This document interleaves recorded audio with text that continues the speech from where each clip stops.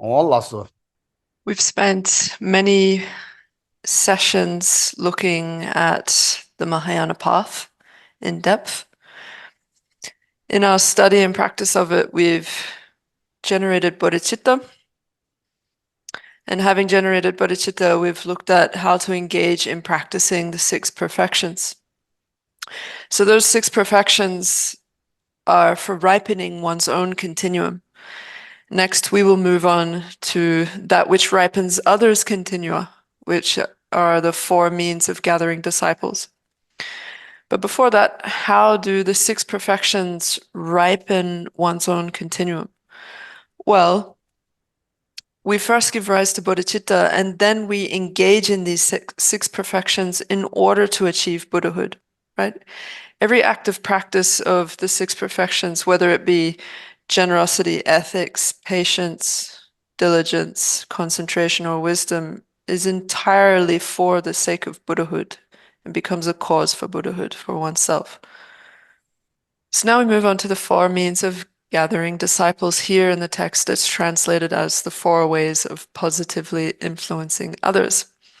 However you translate it, these are four very important points. And it is said that all of the Buddha's 84,000 heaps of Dharma can be condensed into any of these 4 points. So it's called that which ripens others' continua. And that is because these four are methods for setting others onto the path towards the victorious state of omniscience. So, looking at the essence of refined gold,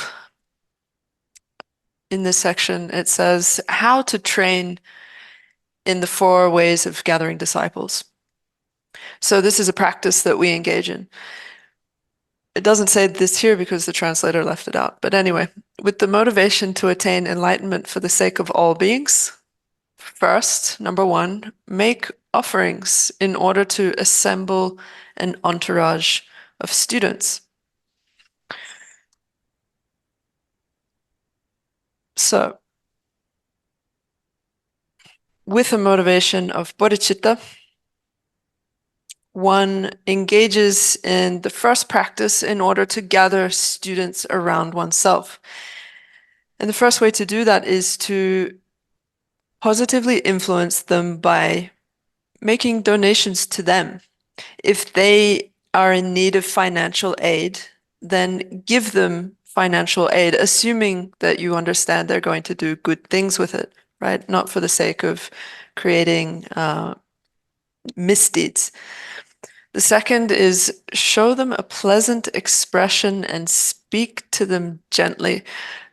So this also includes half of the next point, actually. Maybe it should be included in number 2, but teach them the Dharma, the six perfections, and so forth, is included in the second point of speaking pleasantly to this entourage that you've assembled.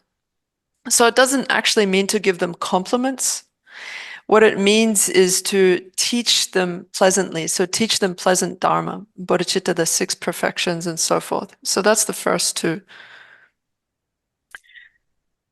So if the second is speaking pleasant words, that is just the teachings that you give to these people in your entourage. And therefore the third, which is more technically said to be working at aims, as it's translated in the great treatise on the stages of the path, means to get those students to actually practice what you have taught them as part of the second point, right? So that involves making them meditate on bodhicitta or great compassion or any dharma topic really that you have taught them as part of number 2. Then we get to number 4, which is live and practice in accordance with the teachings you give. So it's very important not to just tell others to practice this or that dharma, but to practice it yourself. Of course, everything we do is for the sake of others, but here, these 4 means of gathering disciples is in order to gather your own entourage and make them or set them into the path towards enlightenment. So in every possible way, develop these 4 profound methods of benefiting others. So next we move on to the outline that says combining calm abiding and special insight. It reads, moreover, because self-grasping is the root of samsara, a single-pointed concentration which does not contradict that grasping does not have the ability to sever the root of samsara. So we understand by now that we need to abandon the apprehension of a self, right? And the way one abandons the apprehension of a self is by cultivating a wisdom realizing selflessness that is directly contradictory to the mode of apprehension of the grasping at a self. So if one merely gives rise to single-pointed concentration, which does not directly contradict the mode of apprehension of self-grasping, it is not going to liberate you from samsara because it cannot sever the root. So we'll read down. Alternatively, a wisdom cognizing non-true existence but lacking the calm abiding that dwells unwaveringly and single-pointedly on objects of meditation will never eliminate the afflictions, no matter how much it searches. So the opposite is also true. Through merely having a wisdom realizing emptiness, you cannot abandon the afflictions, right? That wisdom realizing emptiness needs to be combined with a single-pointed concentration that can firmly dwell upon emptiness. So therefore, you first need calm abiding, single-pointed calm abiding, and then you need to conjoin the two and have the union of calm abiding and special insight if you wish to abandon afflictions. So we'll read down. In order to attain liberation forever, free from afflictions, mount the horse of placement meditation that does not waver when placed on the view that realizes emptiness, the ultimate and unmistaken nature of existence. So that's talking about the union of calm abiding and special insight. Riding this horse and brandishing the sharp weapon of the 4 great methods of Madhyamaka reasoning, free from the extremes of eternalism and nihilism, generate the wisdom that understands the actual mode of existence, the force that destroys, all grasping at extremes, and forever expand the clear mind able to perceive the ultimate. So here what it's getting at is the profound methods of the Madhyamaka in which to generate a wisdom realizing emptiness, which is using certain modes of reasoning and logic in order to get at the profound meaning and penetrate it.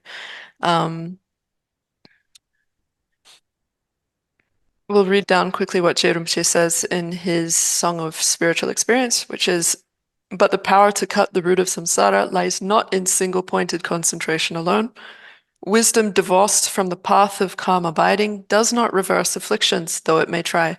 Wisdom searching for ultimate truth rides the horse of unwavering concentration, and with the sharp weapon of Madhyamaka reasoning, destroys grasping at extremes.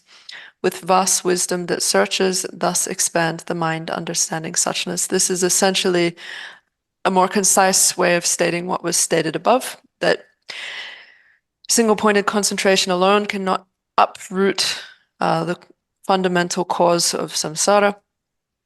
One needs to combine calm abiding with special insight and use that union to sever the root. Yes, yeah. I think that's it. We'll read down the next paragraph quickly. As stated, merely accomplishing the concentration that abides calmly when placed unwaveringly upon its object is not sufficient. A mind that rests in single-pointed concentration and analyzes with wisdom that distinguishes the various levels of reality, i.e., discerns the modes of suchness, gives birth to a concentration resting firmly and unwaveringly in the meaning of emptiness, the way things are. Seeing this, appreciate how wonderful is the effort made to accomplish concentration combined with wisdom. make a sublime wish towards this end, and then plant its seed forever. So essentially, first one needs to cultivate the meditative stabilization that remains single-pointedly focused on its object. And then within that concentration, one needs to utilize individually discriminating wisdom to analyze the meaning of emptiness. And then when the tension between these two are resolved, at that point, one unifies calm abiding and special insight. And at that time, the yogi is said to have obtained this incredible practice. So make a sublime wish towards this end and then plant its seed forever essentially means create very strong imprints to accomplish this yourself. Reading down again what Je Rinpoche said, which is essentially a concise version of what was said above. Single-pointed meditation brings a concentration fantastic beyond description. Yet do not stop there, for that, combined with distinguishing awareness able to discern the modes of being or emptiness, gives birth to a concentration that rests firmly and unwaveringly upon the ultimate. Understanding that, see as wondrous efforts made in calm abiding conjoined with special insight. So essentially, as explained above. Reading down, during meditation sessions, place the mind evenly in concentration and special insight, and focus single-pointedly upon emptiness, which is as free of extremes as the sky is of tangible hindrances. Between sessions, watch how things, while not inherently existent, manifest like a magician's creations. In this way, take up the practices of wisdom and method combined. True meditation upon emptiness, held by great compassion and bodhicitta, and transcend a bodhisattva's practices. Understanding this path worthy of praise, do not be satisfied by training in only method or wisdom, but combine the two in a balanced way. Such training is the spiritual legacy of the fortunate. Apply yourself to it. So let's start with the point in the first sentence, which is space-like emptiness. Although the words didn't really come together in the English like this, that's how they are in the Tibetan. It first talks about meditating on space-like emptiness. So what is space-like emptiness? Space-like emptiness is what one would posit as the appearance to a mind such as the uninterrupted path of seeing of the Mahayana, right? The uninterrupted path of the Mahayana path of seeing, which is a direct perception of emptiness, the first direct perception of it that you have. And what appears to that mind is only emptiness. There are no other conventional phenomena appearing. So in that sense, what appears to it is space-like emptiness. Then, when you arise from that profound meditation, you are in what is called subsequent attainment or post-meditation session.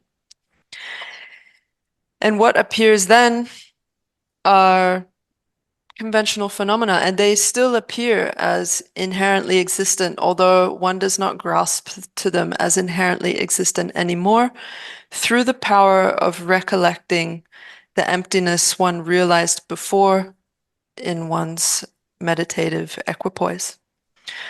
So one in post-attainment, one has a conceptual realization of emptiness again by way of a meaning generality or a mental image. And what one understands or sees during that period is illusion-like emptiness. And then, yes, understanding this path worthy of praise, do not be satisfied by training in only method or wisdom, but combine the two in a balanced way. Thus. 在于这做差不多的时候，做这差不多的事，你能俺做到爬下下去的时候。I guess you're saying we've gotten to the point in the text where it gets extremely difficult to understand, right? When we're talking about the finer points of wisdom and concentration, but we can't avoid the topic. We need to cover it. So we need to combine method and wisdom. So the wisdom we just spoke of was space like emptiness and illusion like emptiness, and how those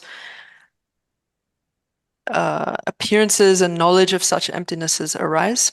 And they need to be combined with method, because the goal of the omniscient state of a victor cannot be achieved through wisdom alone, right? The Mahayana path cannot be it cannot be a partial venture. It needs to be at all times a combination of method and wisdom. If it were partial, for example, one might only focus on cultivating an understanding of emptiness, or only on cultivating bodhicitta or compassion. But separating those does not get you to Buddhahood, right? So it says, such training is the spiritual legacy of people of good fortune, or the tradition of the fortunate, which is understood here to be the Mahayana, and in particular, the philosophical school of Nagarjuna, or the Prasangika tradition.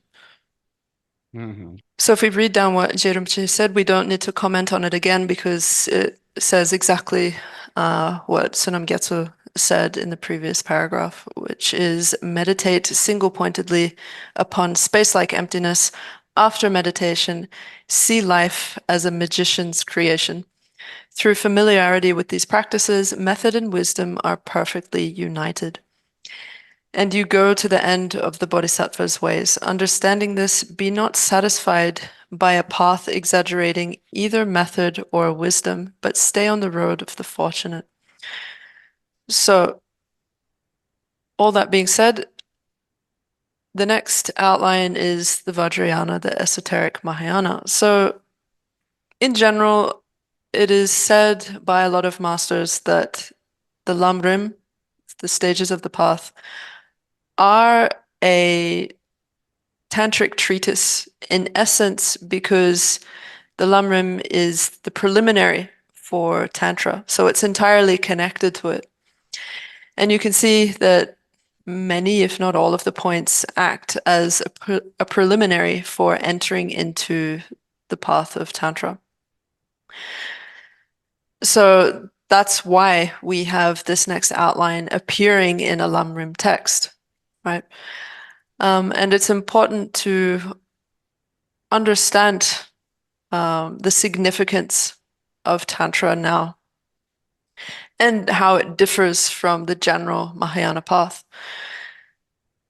So there are different vehicles posited within Buddhism. Sometimes three vehicles are posited: the Shravakayana, Pratyeka Buddhayana, and the Mahayana in general.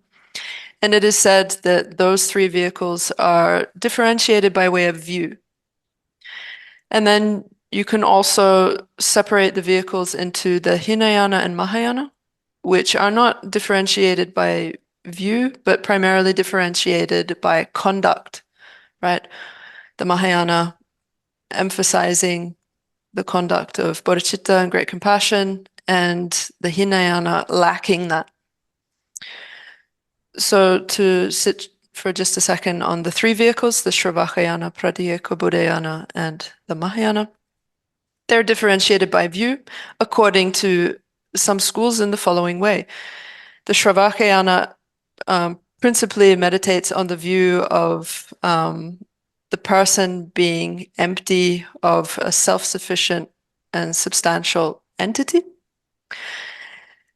The Pratyeka, those adherents of the Pratyeka Buddhayana, or the solitary realizers vehicle, meditate primarily on their ultimate view, which is the emptiness of form and the cognizer of form being separate substantial entities, right? And then, of course, the Mahayana tradition is said to meditate on the final mode of existence, which is the correct understanding of emptiness. So now, what is the difference between the Sutrayana and the Tantrayana? There are many differences or ways we could differentiate the two, and of course, we don't have much time to go into all the ways that we could differentiate them. First, let's start with what they have in common. What they have in common is the attitudes of bodhicitta, great compassion, the practices of the six perfections, and so forth, right? There is a lot that they have in common. They're not entirely different modes of practice. So now let's get into a couple of different ways that they are distinguished according to the greater treatises. So one way you can differentiate Tantrayana and Sutrayana is by saying a vehicle that meditates now on the factors, how to say it, the vehicle that meditates now on that which is in accordance with the four purities that exist in the state of Buddhahood is Tantrayana, right? There are said to be four factors of purity that exist in Buddhahood, and the tantric yogi meditates on those purities within that life. And the Sutrayana is devoid of that, right? So that's one way you could differentiate them. The other is that the Tantrayana takes desire onto the path, right? So what it means is that as a tantric practice, one, using a number of methods, cultivates desire, which gives rise to a bliss. That bliss is utilized to transform it into a realization of emptiness, right? So then that bliss realizes emptiness. And then that bliss realizing emptiness is used to destroy attachment. It is said in the Sutrayana that one requires at least 3 great countless eons to accumulate the merit required to achieve Buddhahood. However, in Tantra, in the Tantrayana, it is said that at the quickest one can achieve Buddhahood in this very lifetime. An intermediate or length of time or to achieve Buddhahood in the Tantrayana is not in this very life, but in the bardo after this life, where one achieves the illusory body and uses that in the bardo to achieve the omniscient state of a Buddha. And the longest duration it can take is one's next life or some lifetimes after that. So therefore, it is said to be an extremely quick and powerful path. And in these ways, it is set apart from the Sutrayana and is superior to it. The Tantrayana can be divided into 4 different paths: Action Tantra, Performance Tantra, Yoga Tantra, and Highest Yoga Tantra. So we won't go into what differentiates all of those, but we'll just start from the supreme among those 4, which is Highest Yoga Tantra. So the Highest Yoga Tantra path comprises the generation stages and the completion stages, and they too have their own specific divisions, which we won't go into right now. So some people might wonder, is there a superiority in terms of view? The answer is no. The view of emptiness in the Tantrayana is completely the same as the prasangika view, right? Of a lack of inherent existence, of emptiness. It's not differentiated at all in terms of view. However, what sets them apart is the path which realizes that emptiness. You see, in the vehicle of the perfections, one cultivates attitudes such as bodhicitta and great compassion, and likewise separately cultivates a wisdom, realize emptiness, and they can qualify each other, enhance each other, but they are not the same mind. However, in Tantra, you can posit one consciousness that is method and wisdom, and which accumulates the collections. And that is only posited within the Tantrayana. In the Tantric tradition, it is said that method and wisdom are inseparable, right? Essentially meaning the consciousness that accumulates the collection of merit and the consciousness that accumulates the collection of wisdom is the same consciousness. For example, in certain deity yoga practices in Tantra, what appears to the mind is the image of the deity, whether that deity be Avalokiteshvara or whomever. But from the aspect of what is ascertained, or the perspective of what is ascertained, emptiness is ascertained. So appearance-wise, there's the deity, but in terms of what is ascertained, it's emptiness, and therefore it is a union of method and wisdom on the basis of one mind. So the word ngak in Tibetan, which I've been translating as Tantra, because that seems to be a preferred term, is literally mantra, right? But it seems that in the English tradition, we've liked to keep that aside for just the mantra that's recited. But this is how Tibetans and the tradition refers to Tantra. It's called mantra. All of it's called mantra. So what does mantra actually mean? Well, as like a folk etymology or a meaning etymology of the word, man is said to be mind and tra is said to be disenchantment. So mental disenchantment is given as the meaning of mantra, but why would one be mentally disenchanted? Well, you're mentally disenchanted with ordinary appearances and grasping, right? For example, if you're in a retreat on your deity, for example, Tara, you need to self-generate as the deity Tara. So when you do so, you are supposed to give rise to two things, divine pride and clear appearance. If you think that you are not actually Tara, that stops you being able to eliminate ordinary appearances and grasping, right? If you don't have that divine pride.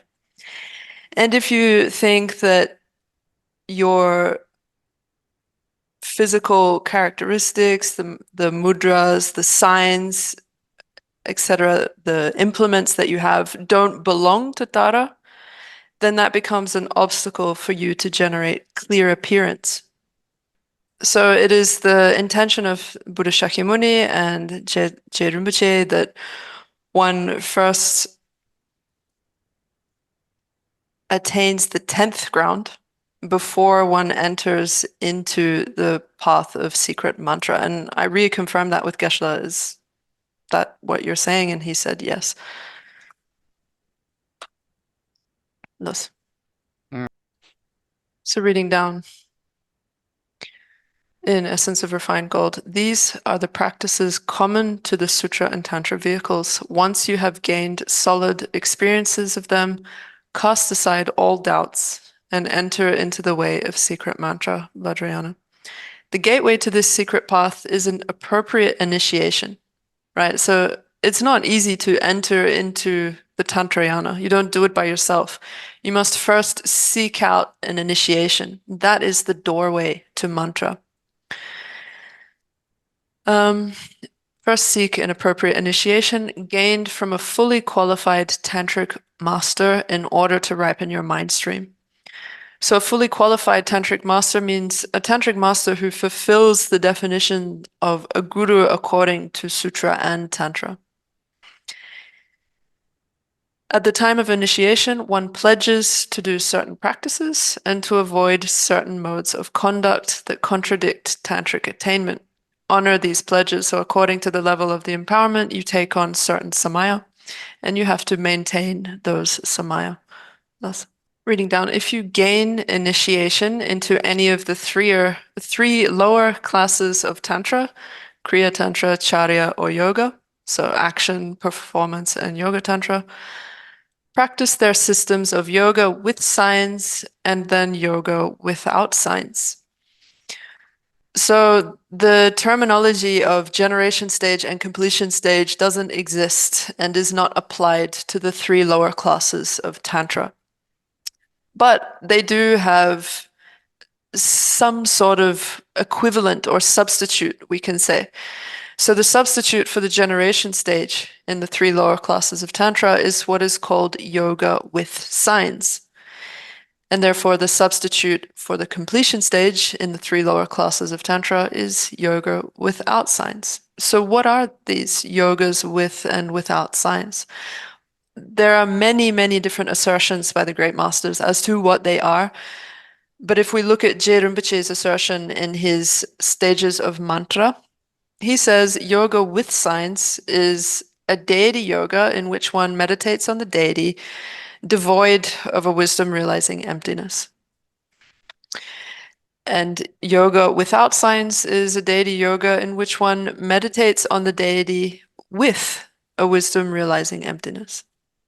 Mm-hmm.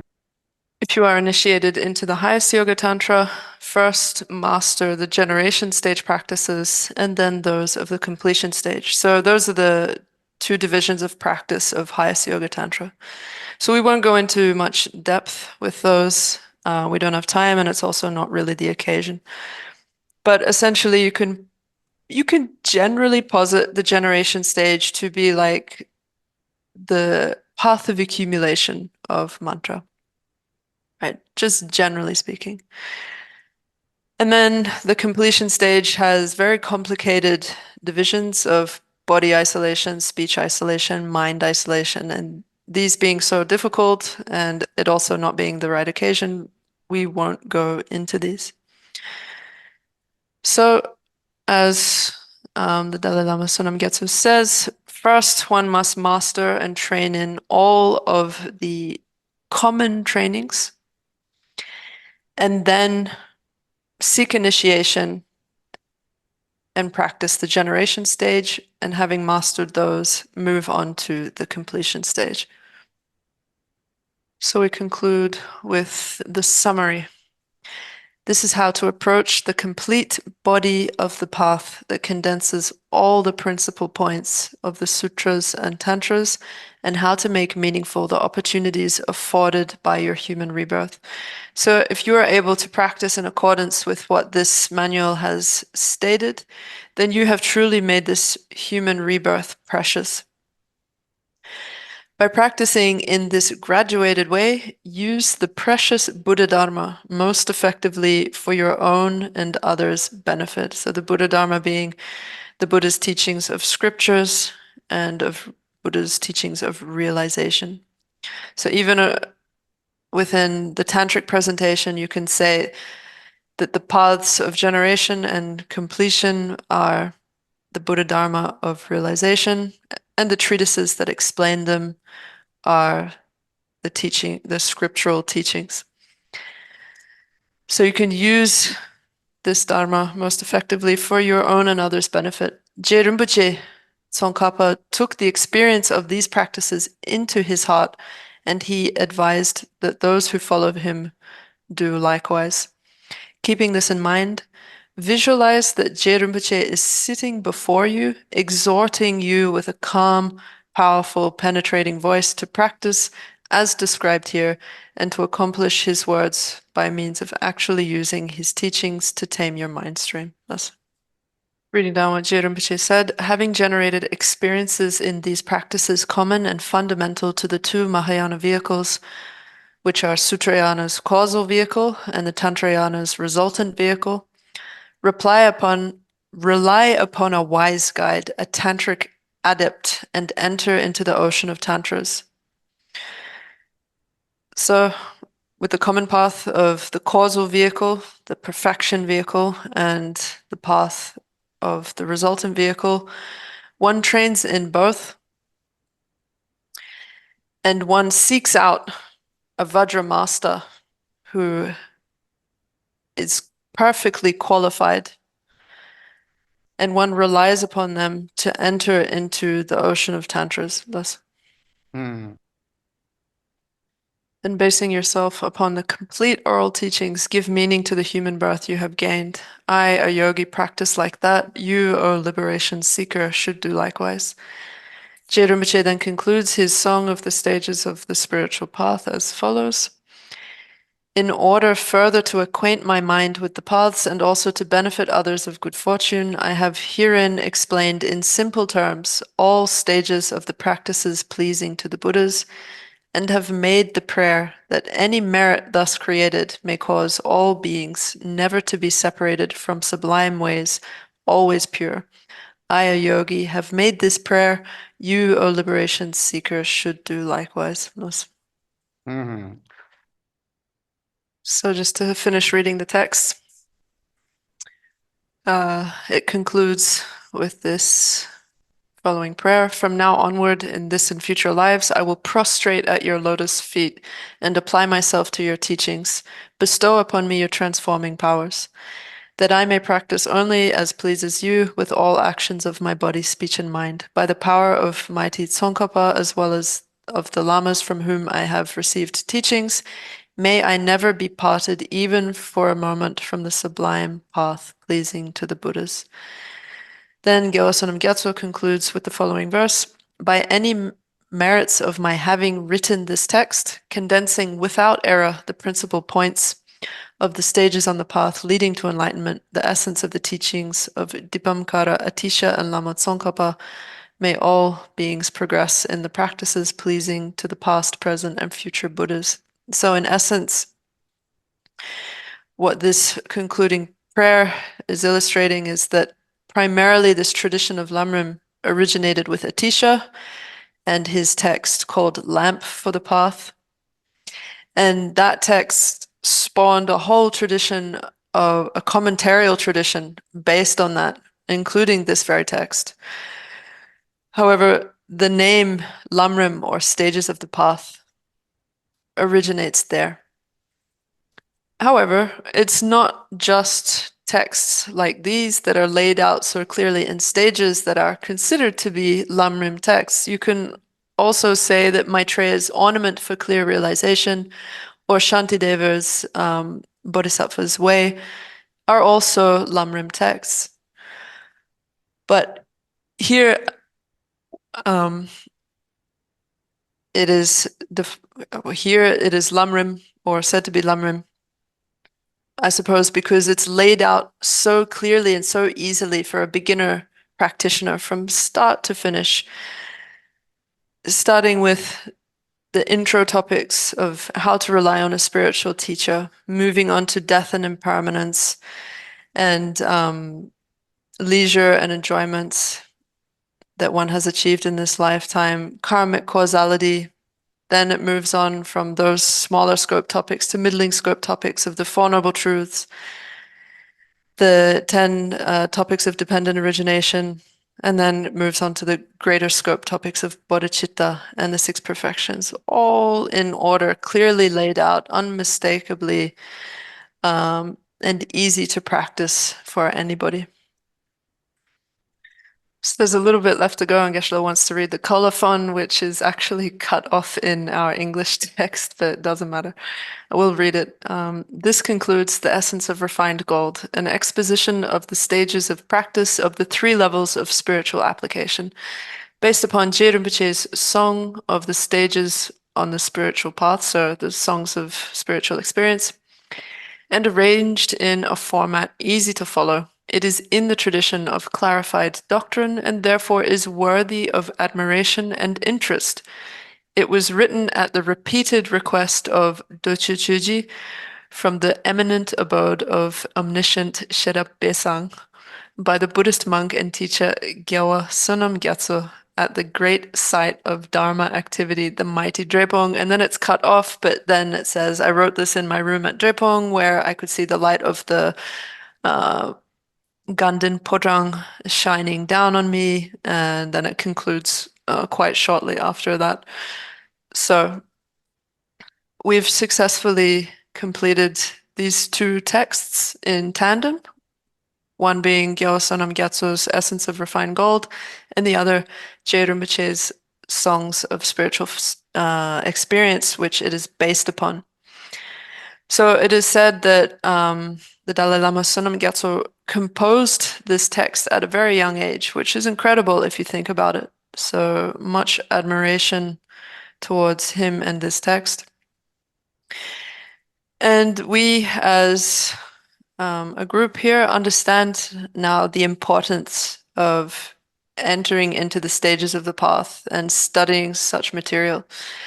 It is because the Buddha Dharma fundamentally is about changing one's own mind, right? Taming one's own mind. The Buddha Dharma is not an external religious practice. It is primarily an internal practice of correcting one's mind. So in essence, what Lam Rim is a training in not allowing our afflictions, the three poisons, to proliferate, but rather to lessen them and to tame ourselves in that way. So I have to say from my side, I'm not too familiar with the Lam Rim teachings, but you can consider me as like a messenger who is simply passing along the teachings and conveying a message. And second of all, I want to convey that it's extremely important to put these teachings into practice. That being said, what is who is a Lam Rim practitioner? To be a practitioner of the Lam Rim involves first listening and contemplating the teachings of the Lam Rim. So much is now available in your own languages, whether it be English or Chinese. So much is accessible, and it would be great if you could read or listen to these teachings that are available to you. And having read or listened to them, to think about their meaning, right? Then meditate on them a little bit, day to day. And having done so, you should then bring them into your daily life, right? Bring these topics into your life, into your actions in the world around you. So, for example, practices from the smaller scope involve abandoning the 10 non-virtues and practicing the 10 virtues. And from the greater scope, the practices of the 6 perfections, right? Those are things you can bring into your daily life by trying as much as possible to avoid committing these 10 non-virtues, and then engaging in acts such as generosity or cultivating patience and so forth. If you can do that, you are a practitioner of the Lam Rim. If you don't study the Lam Rim treatises and just show up to class and listen passively, it's very difficult to imagine that you could give rise to the Lam Rim realizations and give rise to an authentic practice of the Lam Rim as described in the treatises. It's therefore important to first study the treatises yourself, right? Not just passively engage in classes. And having studied them and thought about them yourself, you should practice them. And most likely you will see that it will help you tame your mind. It will help you pacify your mind and give you some joy in this life, at the very least. But if you don't study the text and you just make aspirational prayers to give rise to the realizations of the meaning and practices therein, it's very difficult to say that that alone would be sufficient. If so, there would be no need for the Buddha to author 84,000 heaps of Dharma, and for the 17 Pandits of Nalanda to likewise author all of the treatises. So, although aspirational prayers are important, think of them as just a supplement to combine with your greater study and practice. So I'd really like to emphasize to you all that prayers are not enough, and you really need to study well these topics.